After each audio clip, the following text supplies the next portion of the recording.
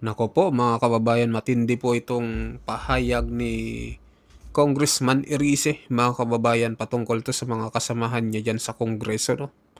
Na natatakot daw sa pagtakbo ni VP Sara sa 2028 at natatakot na kung sakaling manalo si VP Sara ay talagang yayariin sila, mga kababayan. Ito yung pahayag ni ni Congressman Erice. Sabi niya, they are so afraid of VP Sara presidency. At nagbubulag-bulagan daw di umano itong mga congressman dito sa Kongreso na sabihin ang katotohanan, mga kababayan. Nako, grabe itong pahayag ni Congressman Erice, mga kababayan. Kakagulat niyo po ito. Ito na po. They would sacrifice the truth. Ayun. Sabi daw, sinakripisyo na daw ang katotohanan, mga kababayan. They are so afraid Yan. of a Sara presidency Nako, that they would want to sacrifice the truth. nako. Ano Oo, mga kababayan. magiging exit plan ng Marcos administration after 2020? Whoever will be the president, hindi sila sigurado na hindi sila ipro-prosecute. Nako. Hindi aalamin yung katotohanan at pinagtatakpan ngayon. Hala. At ang Ano kinakatakot ko, nangyayari? baka mag-isip sila na to extend themselves. I-extend daw? Hindi ko pa ang kababayan. Yung bansa po natin ngayon, talagang nasa crossroad ng at nasa crisis. Totoo. Sa crisis talaga. Kitang-kita naman po natin because of the corruption issue, the flood control issue. Nung 2025, ang GDP po natin ay 4.4%, which is way below the target of 5.7%. Yung third quarter po is about 3.9% at yung fourth quarter 3%. Ito po lahat ay dala ng pinakamalaking korupsyon na naganap sa kasaysayan ng ating bansa. The greatest Grabe, no? heist in Greatest the heist. history of national budget and infrastructure Grabe, no? sa ating bansa. Grabe, only in PBBM lang yan, mga kababayan. Only in PBBM admin yung nangyari na sabi ni Congressman Erice na the greatest heist. Itong nangyari daw, mga kababayan. Talagang history ito. Nakatatak na ho ito sa utak ng sambayan ng Pilipino. For the first 3 years of the Marcos administration, 2023, 2024, and 2025, 1.45 trillion po yung insertions, diversions, at amendments na karamihan po ay napunta sa mga ghost flood control projects, sa mga substandard projects, sa mga proyekto na talaga namang pinagkakitaan lang. For example, yung PATS Eye, nakikita nyo maliwanag sa mga highway, Grabe, yung railing sa mga highway, pati na po yung mga solar lamps na nakikita nyo sa mga highway. Ito po ay pinagkapirahan. sa dahilan ng 2023, mga 300 million po sa national budget ay pinalitan. 300 billion pinalitan. Yung mga matitinong mga proyekto na pinag-aralan ng mga ahensya ay napunta po sa mga anomalyang proyekto. Noong 2024 po, 500 billion yung nawala sa President's budget. Yung mga matitinong proyekto tulad ng ating mga foreign assisted projects, tulad ng Metro Subway, tulad ng PNR Elevated Railway, lahat po ng budget cover dyan ay tinanggal, inilipat sa unprogrammed appropriations at pinalitan ng mga maanumalyang proyekto. No. So, ano guys, speaking of infrastructure project mga kababayan, no, pati po yung Bataan Cavite Interlink Bridge ay hindi na rin ata itutuloy mga kababayan. May nabasa lang ako kanina sa Facebook, no. At kumpirmado ata ito na hindi na itutuloy. Parang wala atang wala po atang kumuhang gagawa, no, o baka gawa-gawa lang nila ito para baka wala talagang budget mga kababayan, kasi nga sa nangyayaring corruption dito sa Pilipinas, kaya ganyan hindi na tinuloy, di ba? Nakaraan sabi nila itutuloy na daw ngayong fourth quarter ng 2025, pero walang natuloy mga kababayan. Kaya yung nabasa ko, nakadismaya. Imbis na yung yung mga kababayan natin sana hindi naiikot papunta, dadaan sa Zambales, dito na sana dadaan sa sa Cavite, papuntang Maribeles, Bataan, pero hindi na matutuloy mga kababayan.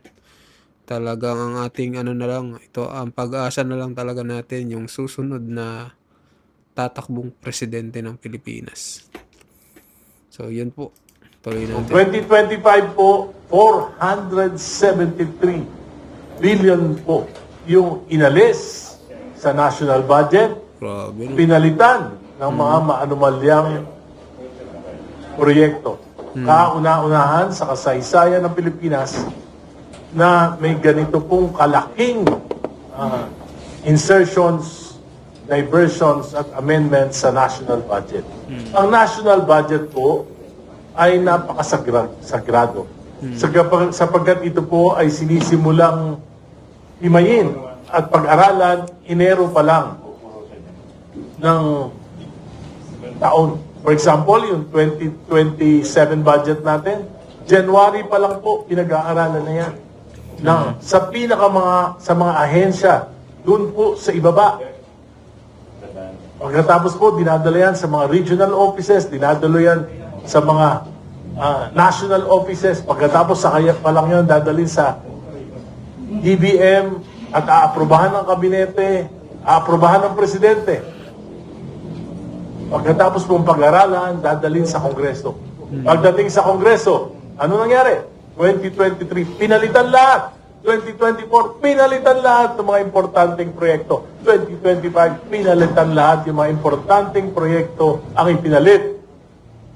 Yung pong mga proyekto na malaki ang kickback na halos wala nang ginagawa.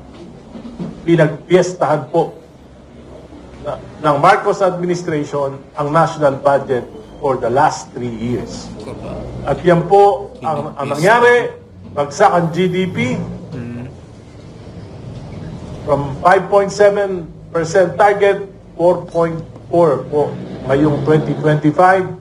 At dahil dyan sa mga investigasyon na nangyari, mga knee-jerk reactions ng gobyerno, ano po nangyari? Hanggang ngayon po, wala pong public spending sapagkat walang bidding sa infrastructure. Tinanggal lahat ng mga flood control projects. Kahit yung matitino, tinanggal.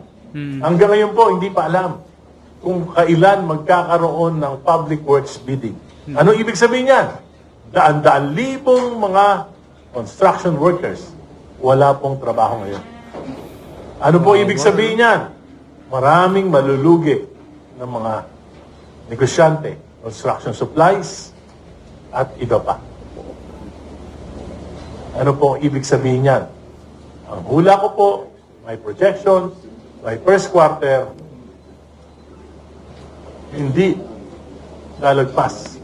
I'm sure, less than 3% ang GDP.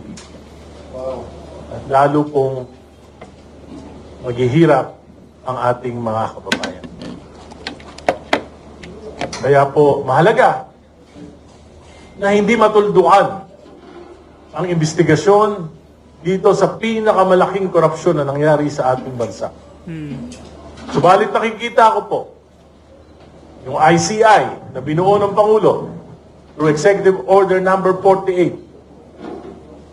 Hindi po napunduhan. Hindi nabigyan ng karapatang suporta ng palasyo. Kaya dalawa po sa mga pinagkakatiwalaang miyembro ng komisyon, si Commissioner Dave Singson at si Commissioner Rosana Fajardo ay naglitid. At ngayon po, halos hindi na natin alam kung ano ang ginagawa ng ICI. Pinagmadali kami sa Kongreso. Prioritize ng ating Pangulo yung pagbuo ng isang Independent People's Commission against infrastructure corruption. Ito po ay minadali namin, naipasa namin sa committee on government reorganization, December lang po. December pa po. Nag-overtime po kami. Pero ngayon po, hindi na namin alam. Pebrero na, nakabimbin pa rin. Hindi na gumagalaw sa Kongreso. Ang Blue Ribbon Committee ni Senator Lacson. Hindi mo maalaman kung ano direksyon. Blue Ribbon Committee. Ginagalang ko po si Senator Lacson, pero nakita ko po ngayon, parang walang direksyon yung kanyang pag-iimbestiga. Siya mismo, pinangalanan niya si Executive Secretary Lucas Bersamin at ang pamangkin nito, si Yusek Adrian Bersamin na tumanggap ng 8 bilyon mula kay Engineer Bernardo. Pero hindi niya po inimbestigahan, hindi niya pinatawag at ngayon lamang nabasa ko na wala siyang balak ipatawag ang mga Bersamin. Bakit po? Bakit pagka mga kontraktor pinapakulong? Bakit pagka yung mga maliliit na engineers pinapakulong? Nakakasuhan ng mabilis. Pero bakit pag lumalapit na sa doorstep ng Malacanang? Nako. Bakit pagka mga kabinete na humihinto, umiiwas na sa investigasyon?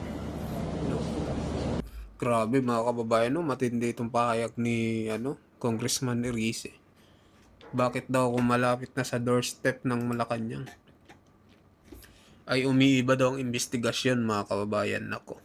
Tamaan dito si Ping Lacson mga kababayan na tinatawagan ng karamihan itong Blue Ribbon Committee ay Blue Ribbon Committee daw. Naging comedy mga kababayan. Ayon sa mga nababasa natin sa comment section. So kayo mga kababayan, anong pahayag nyo dito? Hindi na po natin tatapusin, no? Masyado mahaba po itong pahayag ni Congressman Erice. So aabot po siya ng 1 oras mga kababayan. So anong pahayag nyo dito sa sinabi ni Congressman Erice? Dito nga patungkol sa natatakot daw itong mga to kay VP Sara Duterte, itong mga kasamahan niya sa Kongreso na pag naging presidente si VP Sara Duterte at naging bulag-bulagan na itong mga to at ayaw nang sabihin ng katotohanan. Ayun po yung sabi ni Congressman Erice mga kababayan. Mag-comment po kayo, mag-like at mag-subscribe sa ating video. At sa mga bagong pasok dyan, pa-subscribe din po ng ating channel mga kababayan. Maraming salamat po.